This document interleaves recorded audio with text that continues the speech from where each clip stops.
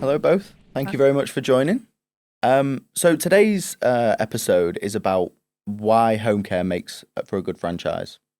So today we've got Pip from the BFA and Ruth, who was in our first episode, from Home Instead. Can we start with some introductions for people who haven't met either of you, please? Pip, do you want to go first? Yeah, hi, I'm Pip Wilkins, CEO at the British Franchise Association. And I'm Ruth Brown, COO of Home Instead UK. Brill. Thank you, guys. And so before we talk specifically about home care, do you want to share some insights into franchising generally? What makes it a desirable business model? Pip, if we could start with your perspective from the BFA, and I think it'd be really interesting to get yours as well, Ruth. Yeah, I think from my perspective, what makes franchising so successful and something that people want to be a part of is that it's a proven business model. You know, at the end of the day, franchisors have made the expensive mistakes. They've set the business model up. They've made sure there's the right training and support. So when someone's buying into a franchise, they've got the best chance of success if they follow a business model. Yeah, and I think one of the things that I love about franchising is that you can create a movement, basically. So you've got this franchisor that's got this amazing idea, and then you bring on like-minded people into your franchise network, and you can all quite quickly start to kind of scale up the brand, scale up the business model, and do that with a lot of like-minded people who want to share best practice and learn from one another. Yeah, bro, it makes a lot of sense. So there's a general strength in numbers, I suppose. 100%, yeah. Cool. And so it's probably worth talking about the different types of franchise before we jump in, and more specifically what type home care actually is. Yeah. Pip, do you want to go into that? Yeah, so I guess from our perspective, business format franchising is defining a business model where it's really simple relationship between two parties, franchisor who owns the brand and business system, and then franchisees, which are basically individuals wanting to run a copy in their local area. What makes business format franchising for us the right format is 4 common elements. A brand that's got to be owned and protected by the franchisor, a business system that's going to be both proven and transferable. And the thing that really sets it out, a business format franchise is support. It's not just support to get someone up and running. It's the support that you get throughout the lifetime of the relationship between those two parties. And then the boring bit, the franchise agreement that wraps it all up. That's quite a comprehensive document setting out kind of the rights and obligations of both parties. So for us, business format franchising needs those 4 things in order for us to look at it, accredit it, be a brand that's part of the BFA. But underneath that, then you've got lots of different things: single operator franchising, multi-unit franchising, management franchising, investment franchising. There's loads of different models within it. Yeah, and I think one of the kind of lucky things I've had is to be able to work for 3 different franchisors with 3 different kind of models. I've done van-based franchising, I've done retail with Thornton's, and now obviously Home Instead, Homecare, which is a management-based franchise model where you have a franchise owner who then brings on a team of people who then are able to then go and deliver amazing care in their local community. So lots of choices, I guess, for people. Yeah, and that's the point, isn't it? It gives people an opportunity to look at it. You know, is something I enjoy managing people? If it's not, then you don't buy a management franchise. Yeah. You know, if they want to be on their own, out on the road, you know, in a van, then that's where, you know, single operator franchising comes in. But the thing that links them all together is you've got the backup and support of an organisation to make you successful. Yeah. Yeah, and I suppose it's what makes it so appealing for people that it's not one size fits all with franchising generally. I think people out there do hear the term franchising and think of a single thing, and actually it's good to know that there are options for different lifestyles and people at different stages of life. Do you know what's quite cool, Luke? And I know Pip will probably do the same thing. You know, quite often if you walk down a high street, you'll probably come across 90% of those retail stores or those even like phone companies are all franchised. And so the actual mix of opportunity is huge within the franchise arena. And I don't think people actually really understand that most of businesses on the high street are more likely to be franchised than company owned. Yeah, do you know what? We did some research years ago now, it's probably 10 years ago, to look at how many people knew which brands were in franchising. And it's really interesting. We had an A4 piece of paper. It had loads of our different member logo brands on. And we said, which brands do you think are franchised? And people went, the obvious, McDonald's, Costa. Yeah. And we were like, no, all of these brands are franchised. And it's not just in the retail sector. It's in home care, as you obviously, that's why we're here. So services sector, and it touches your life. I'm the annoying person that you walk down the street with, and a van will go past, and I go, guess what? Yeah. It's a franchise. Yeah. And my friends are like, oh, God. I'm the same, Pip. I actually am too. Yeah, you can't go to BFA events. It's really sad when you're in it. And you're like, yay! But I think the events that we attend and the exhibitions with BFA, every year there is a surprise and a bit of a delight walking into the room just to see the amount of brands and the variety within that. It really does feel like if you want to own your own business, there's something for you, regardless of who you are, which is quite amazing. Yeah, I mean, franchising in the UK isn't small. You're talking close to 1,000 franchisor systems that franchisees can choose from. And outlet-wise, there's nearly 50,000 franchised outlets in and around the UK market with 20-odd thousand franchisees. So it's not small anymore. And it's stuff that if you want to go into it, like you said, the variety that there is and the choice is just on another scale now. Pip, I can't remember, you quoted a contribution to the economy at a couple of events of ours. What was that contribution that the franchise sector makes? So annual turnover of franchising is 17.2 billion, which is 1% of UK's GDP. Yeah. We're just looking at the survey now, and that is going to be close to 20 billion when we relaunch the stats, hopefully in the next month or two. Oh, that's amazing. Cool. But yeah, that is it's really not cool. Small. No, that's significant. So we've spoken about the types and the variety of people. What do you think generally are the reasons why people want to get into franchising? Pip, we'll start with you, and then Ruth, from your experience across the brands you've worked for, it'd be really interesting to get yours as well. Yeah, I think people choose franchising for a variety of different reasons. It could be that they want a change in their career and what they've been doing. It could be personal circumstances, so redundancy has driven people to franchising. But sometimes it's just the pure and simple wanting a change in lifestyle.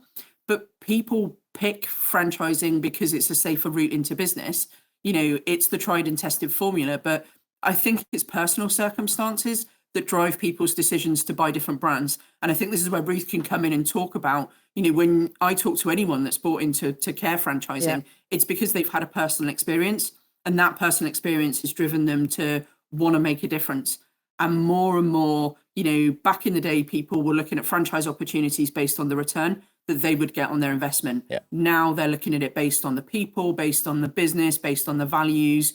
Sustainability is becoming a 100%. Thing, diversity, equity, and inclusion. For us, we see that people are now making choices because it's about what they want to represent in their life. Yeah, and so both Pip and I have been in the franchise arena probably as long as each other, over 20 years. And I've definitely seen that change. Coming to Home Instead, you sit across the kind of the table from a prospect, and quite often it's because they want to make a difference. They've had a bad experience, or they've had an experience, and they want to be part of either changing the way that care should be delivered, or they want to be part of the way that we deliver care. And that's pretty cool, because that goes back to what I said before about you bringing these people in who have just got this passion within to be able to reach out to more people and provide amazing care. And I think that has changed over the years more often than not. Back in the day when you'd be at a franchise exhibition, the first question people would ask you was, how much money can I make? Mm-hmm. Now this is more of a conversation around, well, what does this mean in terms of sustainability, or how do I actually make a business that's actually making a difference? And so there's been a big sea change in that for sure. And Luke, we have a saying at Home Instead is that the profit's the reward for what you do. It's not why you do it.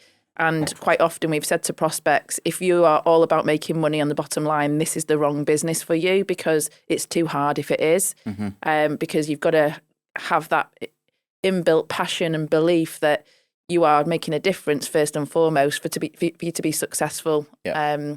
And that's one of the selection criteria that, obviously when we're meeting prospects that we talk about.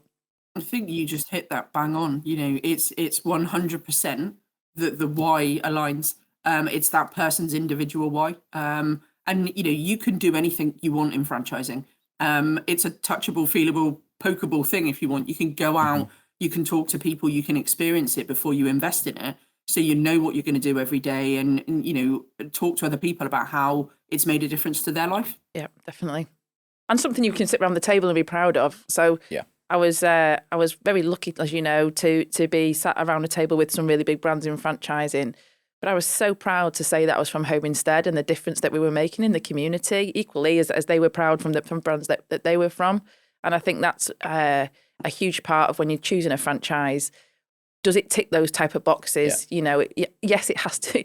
You're running a business, so it has to make a return for you. Otherwise, you might as well go and run a charity. But what else are you looking for within that franchise opportunity to tick the boxes that you have to make you want to get up every morning and do what you do? And I think one thing that I think is really, really important is the difference that people make in their local communities. When we talk about franchising a lot, we fail to mention the fact that the individuals that buy in at local level are able to influence and do things within their local communities that they wouldn't, and you don't see from other business owners. Yeah. Franchising is really unique because it gives you the tools and some of the things that you can pick up and do. You have the memory cafes and those kind of things that your franchisees can do. But it's the same. We see people sponsoring stuff at local level with everything from kids' football teams to, local kind of fates and events and things. It means that they're reinvesting in their community, and I think that is something that franchisees can be really proud of. And just to build on that, one of the things everybody around that table last week we're all really proud of is the employment that you bring to that local community. Yeah.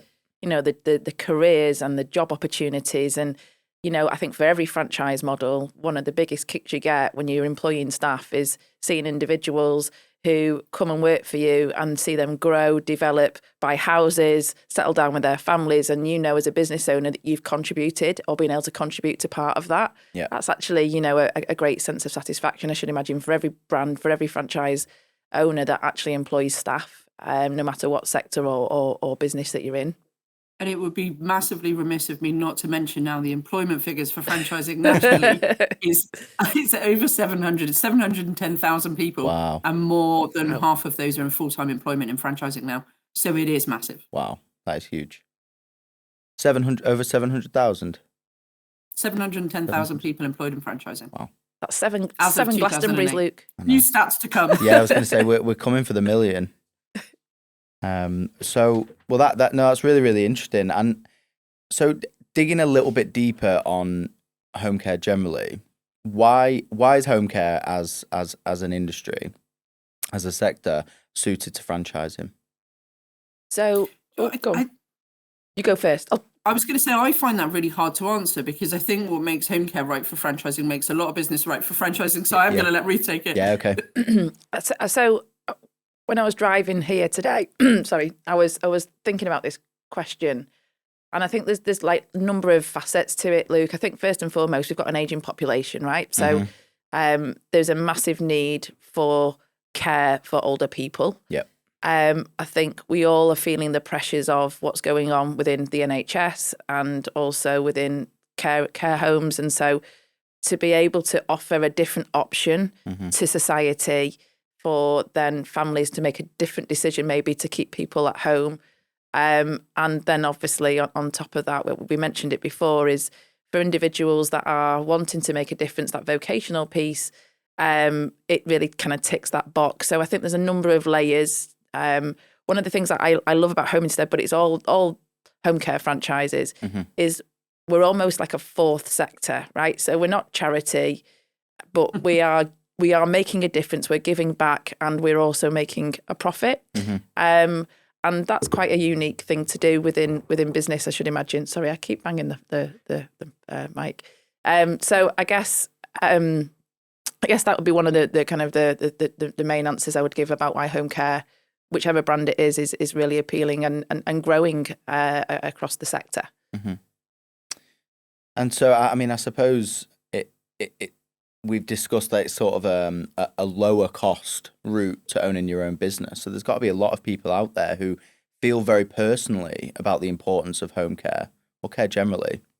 And this is a fantastic route for them in, right? Like they wouldn't be able to, or they might not be able to set that up themselves and raise that capital required, but actually going in through the franchising route is a good opportunity for them. Yeah, and I'll just bring something in here, and then I'll ask Pip to comment on it. But Home Instead is one of many brands within franchising, and there's different models, different entry levels, different service offerings. Obviously Home Instead offers everything from an hour a day right through to 24-hour care and complex care. Yeah. But there's some offerings that are slightly different. And so as a prospect looking at franchising first and then home care, you've got to find the brand, the people, the model that fits you. Yeah. And you'll find that, like one of the things I love about franchising is that even though the home care brands are competitors, they're not really, because we all do something slightly different, or we all have a slightly different culture. And when you meet a prospect, and you know this, Lee, that you'll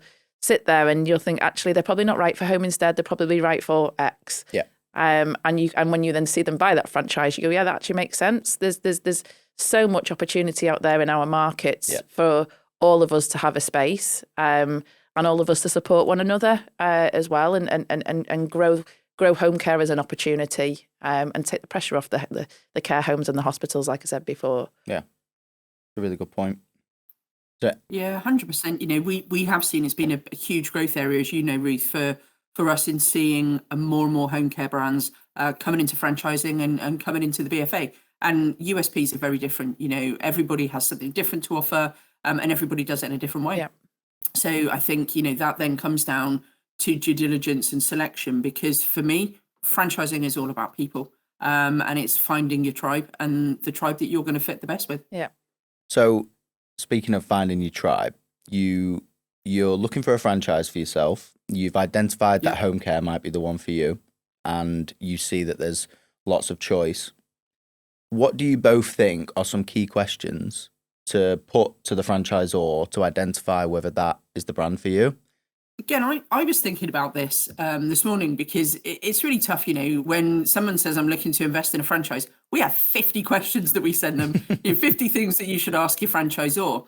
But the key thing for me, it's finding a brand that you love and that you're passionate about. Yep.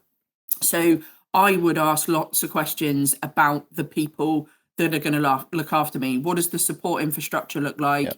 Can I meet some of the people that are going to support me? A really important question, particularly in home care, is what are the support ratios going to be, and what can I expect? Yeah. I'd also want to talk to other people. So, from a franchising perspective, we always advise people to speak to existing franchisees, because it gives them a different background to it. Mm-hmm. So I'd be asking the franchisor, can I talk to your franchisees? Can I have a list of people that I can speak to? Maybe someone that's come from a similar background to me, because then you get a better idea of how you take the support and infrastructure. But the key thing, again, in the home care sector is talking to the franchisor about their aims, their goals, their vision. How am I going to be part of the mission, the vision, and the values and the goals of this brand going forward? Yep. And I guess the final one for me is it comes down to home care retention rates and CQC. It's the key things. It's sometimes what can draw one brand ahead of the other. Mm-hmm. So it's really drilling down into some of those things. But by far the most important for me is the people and the support. Those are great points. Thank you, Pip. And just to kind of build on some of the initial parts of that support that Pip was talking about, I would want to know, what is my business plan for the first 6 months? Yeah. How do I go and find clients? Who's my support? How do I get set up? Yeah. What banks support you? I think that's a really big question. Like the banks, we work very closely with all of the banks, as you know. Yeah. But if the banks aren't supporting the franchisor or the franchisee application, you would really need to understand why that is. Mm-hmm. And the other part, obviously, and just to kind of echo what Pip said, is make sure you go and meet and speak to franchisees, spend some time in their offices, meet their staff, understand the dynamics between the franchisor and the franchisee. We spend a lot of time, as you know, on the partnership with our franchisees, because we believe that the strength of our business is our people and that partnership. And if that partnership isn't right, then you can throw as much money at marketing, you can throw as much money at support. It won't necessarily follow through in terms of results because you haven't got the relationship or the partnership with the franchisees at that local level, right? Yeah. So it has to be, you have to feel truly aligned. Yeah. Yeah. You have to feel like, I mean, you've got to put your all into this regardless of what kind of business you go for. But, care particularly can be quite an emotional thing. Yeah, absolutely. Well, very often is emotional. And so you've got to really be ready, right? And so would you say that alignment questions, support questions, and I think one thing that comes up when I'm speaking to prospects is the end. Yeah. We're quite open at Home Instead to talk about what the exit looks like for people, and it's not to rush that conversation of and also when are you leaving. It's not that whatsoever. It's actually just planning for that future, whether it's 5, 10 or 15 years in the future, or maybe actually there isn't a date put on it, but it's understanding the state your business needs to be in for when you exit. So it's 100%, Luke. Like for us as a mature franchisor in the UK, knowing what our franchisees' personal plans are enables us to plan. Yeah. It enables, I think, and I'm sure Pip will be able to comment on this, but it enables the franchisee to know that if there's a franchisor that's got an exit strategy and an exit journey for franchisees, then that's also demonstrates a really good ethical franchisor, and that there's not just about the return on investment that you're getting when you're running your business, but when you actually come to sell, what is that asset that I'm selling, and what does that fit into my retirement plans or my future plans as I start to look at my kind of plans in later life. Yeah, 100%. The stats queen, a third of franchises now every year are purchasing a resale opportunity. So, we're seeing more and more of that happening as the sector matures. Oh. And, for us, you are a standout brand when it comes to resale processes and having brought HI resales in as an internal thing to support that kind of transition. We love the fact that you have the alumni for franchisees. So once they leave the network, they don't fully leave. You can still utilize them and they can tap in, because at the end of the day, it comes back to people, doesn't it? Franchising, we're a family. Yeah. It's all about the stronger together, and you don't just dump somebody out when they've been part of your family for so long. So it's really 100%. Nice for us to see the stuff that you're doing with longevity. And just, as Pip and Luke will know this, one of the things that we're really excited about is the future with Alexis, who is an ex-franchisee. She sold her business last year. She now works and coaches our franchisees who are exiting to come to terms with life after home instead, which is a bizarre thing to say, but when you're in it, and as you mentioned, Luke, it is an emotional role as a franchise owner. With Home Instead, you're very privileged to look after people in their end years. So when you come to exit, it's hard to come to terms that you're no longer part of such an amazing business. So how can we help people prepare for that and plan for that? And obviously the alumni links into that as well. Yeah, that's a good point. So I've got a couple more questions. The conversation's fantastic. I feel like it could go on for much longer. I feel like we need wine as opposed to coffee, though. I know. Yeah. It should be 9 p.m, not 9 a.m. Yeah, it's true. Actually, it's a bit early. So there's one question here, but I think there are two perspectives. So the BFA is quite stringent with who it accepts as members. Pip, I'll ask you to sort of explain why. And could you also maybe explain what makes Home Instead stand out within that? Yeah, 100%. So, we were born on foundations of standards. We are the self-regulatory body for UK franchising, which is a role we've had since 1977. Yep. Predates my own birth, by the way, just in case you were wondering. But basically, 8 founder members got together because they wanted to promote and protect franchising in the UK market. And that's been our remit for more than 45 years now. So when a brand wants to join the association, it isn't a case of rolling up and us saying, thanks very much, we'll take your membership fee and you're in.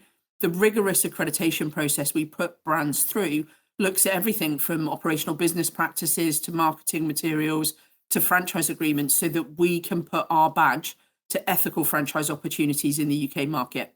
We have different categories, so one for emerging brands, one for brands expanding, and one for, established brands that have reached critical mass in the UK market. But I guess the thing that makes you stand out for us, you are one of the largest and most established networks in the UK market. It was the back end of last year, you celebrated your 250th franchisee. I know that's still growing. And I think I said it at your conference, it's all about the lean into innovation. We see Home Instead as a brand never standing still. You are a regular enterer and a regular winner in our awards programs because you're constantly moving, you're constantly developing, looking at what the competition is doing, but it's almost that they don't matter to you. It's like we're driving full because these are the things that we need to do to consistently grow and to bring a great service to our franchisees and to our end customers. So for us, it's that innovation, it's that development. And as such an established brand, there are things that you're doing, with the alumni as an example, that will kind of lead the way in franchising, having refresher training for franchisees at renewal, are things that now other franchisors will bring on board. So you are able to be something that offers a support infrastructure to the next generation of franchisors as well, which is great for us because what we try and do is facilitate education, shared best practice. If somebody's doing something and they could impart that wisdom to another franchise business, for us, that's a win. So it's about matching people up, and you're one that we can always match. And it works for us as well. We go to those events and exhibitions and take things back to Home Instead National Office too. And that is really one of the huge benefits of being part of an organisation like BFA. Can I ask the other half to this question? Ruth, why is it important for Home Instead to be part of the BFA? Well, I was just going to kind of add to that and links into that question, Luke. I think, firstly, you can never stop learning, no matter if a brand's brand new or new to franchising. The mentality that I've put within my team is you can learn from everybody and everybody can learn from you. Yeah. And so we have hosted, as you know, a number of franchisors at our office to come and share best practice. We always go away with things that we can improve and get better on. And so we have that mindset of constant learning and constant wanting to know what other brands are doing. I just love being part of the BFA for kind of two reasons. I think the first thing is because of that peer support, that best practice, that being part of an industry that just wants each other to be successful. Like that is quite unique, where you go into a room and competitors, if you want to call us that, are egging each other on or cheering each other for awards. Like that is a pretty phenomenal thing that Pip and the team have created in terms of the culture of the industry. And I think on the other side, I just want people to know more about franchising. I think this is such one of Britain's best kept secrets somehow. You've got people who have got entrepreneurial spirit inside them.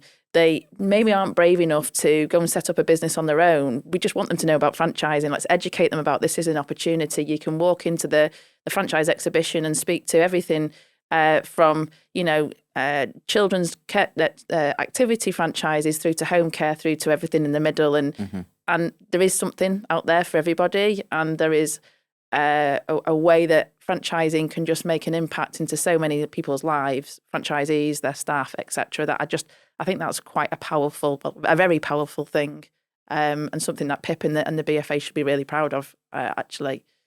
I think there's, we have work to do as an industry, as you just said, in educating, I guess, the wider public on what franchising is. We started by saying, a lot of people wouldn't know which brands are franchised. But for me, it's about looking at the education of the next generation.